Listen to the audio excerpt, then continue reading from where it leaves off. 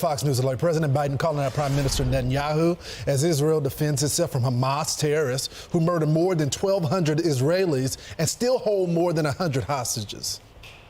What is your red line with Prime Minister Netanyahu? For instance, would invasion of Rafah, which you have urged him not to do? It is a red line, but I'm never going to leave Israel. The defense of Israel is still critical, so there's no red line. I'm going to cut off all weapons so they don't have the Iron Dome to protect them. There's other ways to deal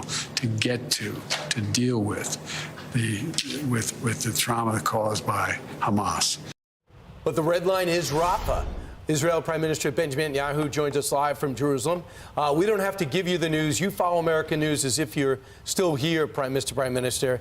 His red line is Rafah. Don't go into Rafah. What's your response?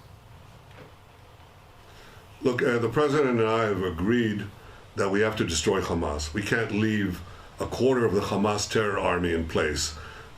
They're there in Rafah. This would be equivalent to saying, you know, after the Allies fought back, gone through Normandy, went through Germany, and you'd say, well, we'll leave a quarter of the Nazi army in place and we won't go into Berlin, the last stronghold. So I think that if the president means by that we should first enable the safe departure of the civilian population from Rafah before we go in, we agree with that. We don't need any prompting. That's not what he said, let's make sure that but that's not what he said. He doesn't want you to go in. You know, I think you have to ask him what he said, because he agrees.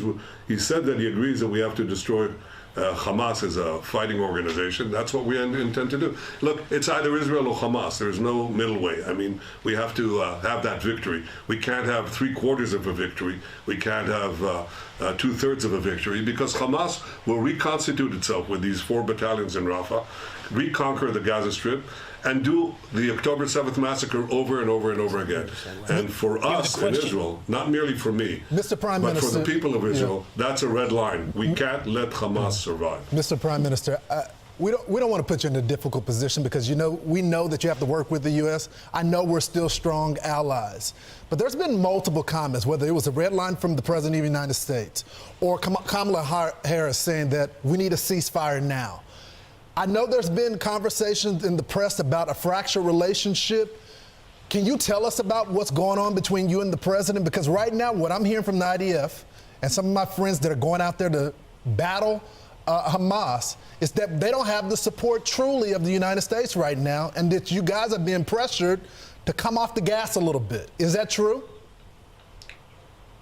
Look, we have our agreements on the basic goals, but we also have disagreements on how to achieve them. Ultimately, it's Israel that has to decide. Our neck is on the line. Are they encouraging you to get off the gas, though, Prime Minister? And beheaded.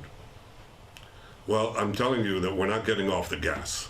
I'm telling you that we have to take care of Israel's security and our future, and that requires eliminating the terrorist army. That's a prerequisite for victory. That victory is important not only for us, it's important for the civilized world as we're fighting these barbarians. And let me tell you something. You know, I've seen these recent polls where 82% of Americans support Israel in its battle against Hamas. 82%. That's been constant over the last 5 months. So they recognize that our battle is your battle and our victory is your victory. And I'm sure that deep down, everyone in Washington understands that. And that's what we're going to do. We're going to defeat Hamas. We're going to do what is necessary to minimize civilian casualties, do the humanitarian aid, something that we believe in. But we have to destroy this terrorist Nazi army. Otherwise, there's no future for anyone in the Middle East. I think everyone, Mr. Prime Minister, is trying to figure out what is meant by President Biden, how that defines your relationship. We're trying to figure out what it means by a red line, what it means by what Lawrence is articulating, and what it means when President Biden says something like this on a hot microphone at the State of the Union. Let's listen together. You got to keep pushing what you're doing on the humanitarian stuff and all this shit. So I told him, baby, I'm repeat this. I said, baby, you know I should come to you. sir, just. So what does that mean to you, a come to Jesus meeting? I don't know. I'm not familiar with the term, even though Jesus wasn't born that far away from here. I can tell you that if it means having a heart-to-heart conversation, we've had that plenty of times over the 40 years that I've known Joe Biden, and over the 12 or 13 conversations that we've had since the beginning of the war. But ultimately, you know, I'm the Prime Minister of Israel. I'm responsible for the security and future of the Jewish state, and I'm supported in my policies. That's important to understand.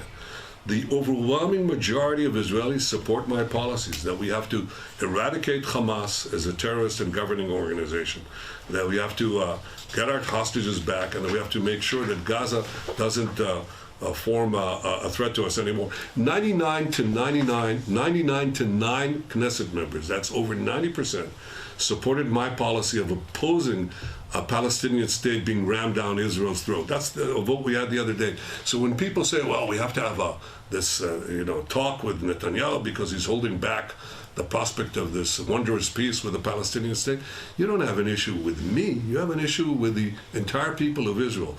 They're really united as never before in uniting to destroy Hamas and ensure that we don't have another Palestinian terrorist state like the one they had in Gaza that could threaten the state of Israel. That's something that the people of Israel are united behind, and from what I can see, most Americans support that as well. Prime Minister Netanyahu, President Biden's been around a long time. It's easy to surmise, at least here in the American press, he knew he was on a hot mic in that moment. It was after the State of the Union, after all. I'm wondering what that does to negotiations, that message was communicated to you via the press instead of in the privacy of diplomatic channels. What does that do to the ceasefire negotiations? What does that do to the more than 100 hostages being held, including one-year-old Kafir Bibis, that sweet little baby, in Hamas hands?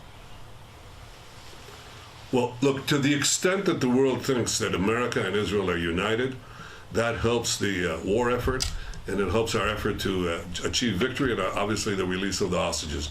To the extent that Hamas believes that there's daylight between us, that doesn't help. I appreciated the support that President Biden and the administration have given us since the beginning of the war. I can only hope that it will continue and to victory, because victory is at hand. Victory is close. I mean, we've destroyed, as I said, 3/4 of those fighting battalions. We're very close to victory. The best thing we can do for the future of the Middle East, for the future of peace, for the future of those hostages, is get a speedy victory. And the victory will come as soon as, I think will come sooner, the more united we are, not divided, or at least not given the appearance of division. Well, I know what you're saying, but with Kayleigh's point, I did hear that you guys had virtually something agreed to with Hamas, and as soon as they see the fracture with the U.S., they said, we can hold out for a better deal since they're getting all this pressure, and that blew up the deal on the hostage for prisoner swap. Oh, I'm not sure that that's exactly what happened. I think Hamas from the start has demanded just outlandish demands that were nowhere in the ballpark, so they weren't there in the first place. But I repeat it, we're not fighting just our battle. We're fighting the battle of civilization against barbarism. We're fighting the battle against the Iran terror axis, which goes against America. They say that you're the great Satan and we're the small Satan standing in their way. These are the people who are your worst enemies, our common worst enemies. And at this point, the entire international community, at least the civilized community, should stand behind Israel, reject the vilifications and the pressures that are brought against Israel that is fighting this just war against these barbarians. That's what I think is required to do. Most Americans understand it, and I hope that that's what will also be perceived in the Middle East, because it'll help us get the job done sooner. We're going to win this war. Yeah. Mr. Prime Minister, yes, and soon. And I hope you guys do win the war. But there's a lot of concern, not just with the UN, but we got little jihadis running around here in the United States. You got people putting pressure on the President of the United States. I plan on going to Israel next month to be with you guys before the Holy Week. But are you concerned about the anti-Semitism here in America and across the globe? You went to school here. Yes, I am. Of course I'm concerned. Who would not be? I mean, and I don't think you have to be, it's not only the Jewish people who should be concerned. I mean, anti-Semitism is the canary in the coal mine, because once you begin with this anti-Jewish hatred, you know that erupts into broader violence and disrupts entire societies. I think that this is a real badge of shame for those who are supporting Hamas. They're supporting these mass murderers, these rapists, these baby burners, and they're supporting it against the one democracy that is fighting them with tremendous odds against a terrorist enemy that implants itself in civilian quarters, that uses civilians as human shields, that uses terror undergrounds, as no army has faced. General Petraeus was here recently. He said, listen, no army is facing what Israel has faced. Colonel John Spencer, the head of urban warfare at West Point, says no army has gone to the lengths that Israel has gone to avoid civilian casualties. So Israel is fighting this just war against the most unjust of enemies. And these people are protesting in the streets, supporting these mass murderers, these modern Nazis.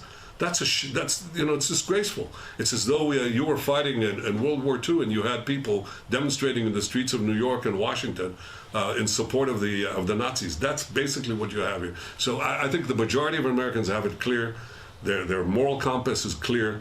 They understand that Israel is fighting this battle of civilization. They also understand that we're going to undue lengths to minimize civilian casualties. They also understand that the future of the Middle East, the future of many Muslims, the future of Gazans is dependent on our victory, and we don't intend to give up. We're going to achieve this victory, I hope, with the solid support of the American government, as we've had up to now, and I hope it continues. But one way or the other, we're going to do it. You got to finish got to go for the win, or else we're going to be back here in 18 months right after this with another attack. Prime Minister, thanks so much. Appreciate the time. Hope to talk to you again next week. Thank you. Thank you, Prime Minister.